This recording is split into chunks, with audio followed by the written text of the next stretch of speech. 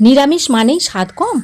আজকের এই বরবটির রেসিপি একবার বানিয়ে দেখুন, গ্যারান্টি দিয়ে বলতে পারি সবাই বারবার খেতে চাইবে।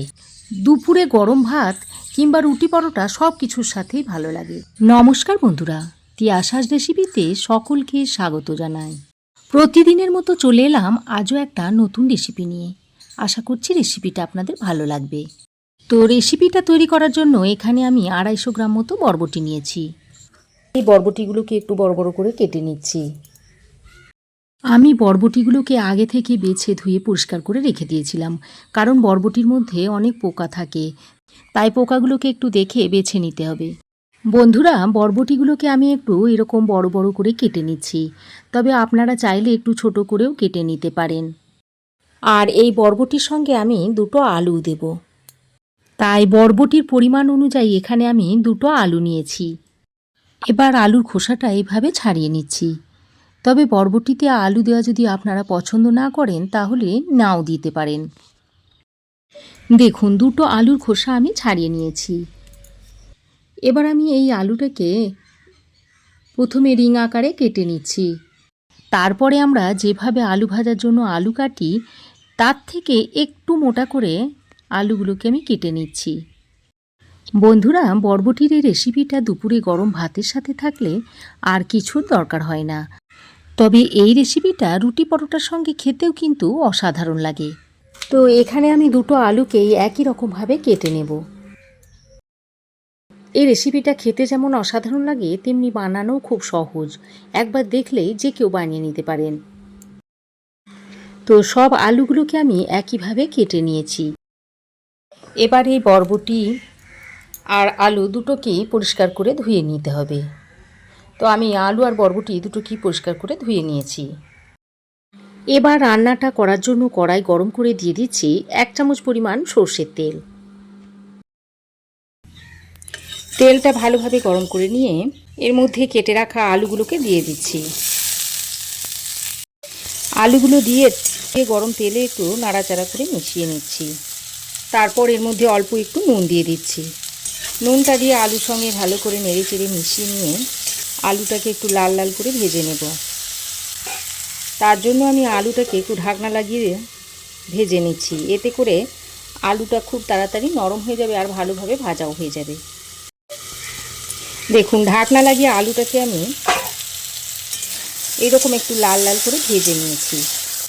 তারপর আমি এর মধ্যে কেটে রাখা বরবটিগুলো দিয়ে দিচ্ছি।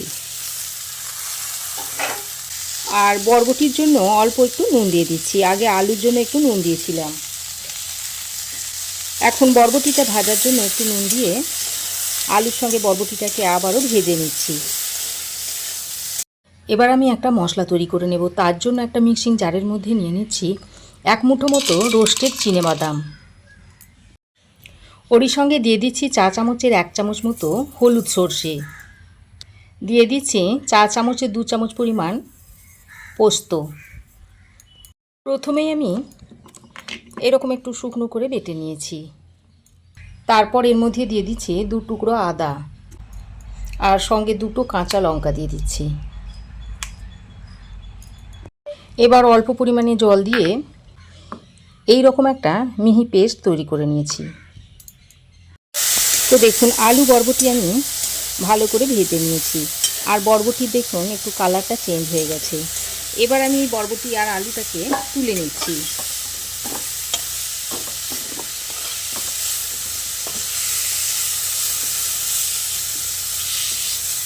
দেখুন, আলু আর বরবটিটাকে ভেজে তুলে নিয়েছি। এবার আমি ওই কড়াইয়ে দিয়ে দিচ্ছি আরও 2 চামচ মতো সর্ষের তেল। আমি রান্নাটা সর্ষের তেলেই করছি, আপনারা চাইলে সাদা তেলেও করতে পারেন। এবার এই গরম তেলে একটা শুকনো লঙ্কা ছিঁড়ে দিয়ে দিচ্ছি। দিয়ে দিচ্ছি অল্প একটু কালো জিরে। এবার ফোড়নটাকে কয়েক সেকেন্ড ভেজে নিতে হবে।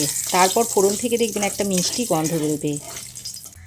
আর ঠিক সেই পর্যায়ে আমি দিয়ে দিচ্ছি একটা কেটে রাখা টমেটো। এবার টমেটোটাকে ফোড়নের সঙ্গে ভালো করে নেড়ে চেড়ে মিশিয়ে নিয়ে এর মধ্যে একটু নুন দিয়ে দিচ্ছি। নুনটা দিয়ে টমেটোটাকে আরও ভালো করে ভেজে নিতে হবে। আর এই নুন দেওয়ার কারণে টমেটোটা খুব তাড়াতাড়ি নরম হয়ে আসবে আর ভালোভাবে ভাজাও হয়ে যাবে। এখন আমি একটু ঢাকনা দিয়ে টমেটোটাকে ভেজে নিচ্ছি, তাহলে টমেটোটা খুব তাড়াতাড়ি গলে যাবে। তো দেখুন, গ্যাসের ফ্লেমটাকে মিডিয়ামে করে ঢাকা দিয়ে আমি টমেটোটাকে 2 মিনিট মতো একটু কষিয়ে নিয়েছি। আর টমেটো দেখুন ভালোভাবে ভাজা হয়ে গেছে, আর দেখুন গলে যাচ্ছে, দেখুন সেদ্ধ হয়ে গেছে। তো এখন আমি 2-1 বার ভালো করে নেড়েচেড়ে মিশিয়ে নিচ্ছি। খুব ভালো করে নেড়েচেড়ে মিশিয়ে নিয়ে এবার আমি এর মধ্যে দিয়ে দিচ্ছি 1/2 চামচ পরিমাণ হলুদের গুঁড়ো। আর কালারটা যাতে সুন্দর হয় সেই জন্য আমি 1/2 চামচ পরিমাণ দিয়ে দিচ্ছি কাশ্মীরি লঙ্কার গুঁড়ো। এবার আমি এই হলুদ গুঁড়ো আর কাশ্মীরি লঙ্কার গুঁড়োটা দিয়ে টমেটোর সঙ্গে ভালো করে মিশিয়ে নিচ্ছি। আর মশলাটা যাতে পুড়ে না যায় সেই জন্য অল্প পরিমাণে একটু জল দিয়ে দিচ্ছি। তো জলটা দিয়ে মশলাটাকে খুব ভালো করে টমেটোর সঙ্গে কষিয়ে নিচ্ছি। জল দিয়ে গুঁড়ো মশলাটাকে টমেটোর সঙ্গে খুব ভালো করে কষিয়ে নিয়েছি। এবার আমি যে মশলাটা বেটে নিয়েছিলাম সেটা এর মধ্যে দিয়ে দিচ্ছি। আর মিক্সির মধ্যে অল্প একটু জল নিয়ে যে মশলাটা লেগেছিল সেটা ধুয়ে এর মধ্যে দিয়ে দিলাম। তারপর মশলাটাকে আবারও ভালো করে কষিয়ে নিতে হবে। যেহেতু এর মধ্যে আদা বাটা দিয়েছি তাই যাতে কাঁচা গন্ধটা না থাকে, তাই মশলাটাকে খুব ভালো করে কষিয়ে নিতে হবে। আর এই পর্যায়ে গ্যাসের ফ্লেমটাকে একদম মিডিয়ামে রেখে দিয়েছি, তা না হলে নিচে লেগে যাবে, কারণ আমি এর মধ্যে বাদাম বাটা ব্যবহার করেছি। কিছুক্ষণ নাড়াচাড়া করে মিশিয়ে নিয়ে এবার আমি একটা ঢাকনা লাগিয়ে মশলাটাকে মিডিয়াম ফ্লেমে 2 মিনিট মতো কষিয়ে নিচ্ছি। এতে করে মশলাটা ভালো করে কষানো হয়ে যাবে। তো ঢাকা দিয়ে আমি মশলাটাকে 2 মিনিট মতো কষিয়ে নিয়েছি। আর দেখুন মশলা থেকে তেল ছাড়তে শুরু করেছে, মশলা ভালোভাবে কষানো হয়ে গেছে।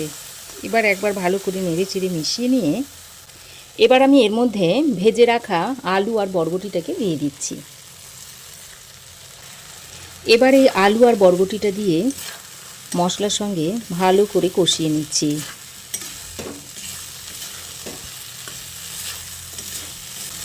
দেখুন আলু বরবটি মশলার সঙ্গে খুব ভালো করে কষানো হয়ে গেছে।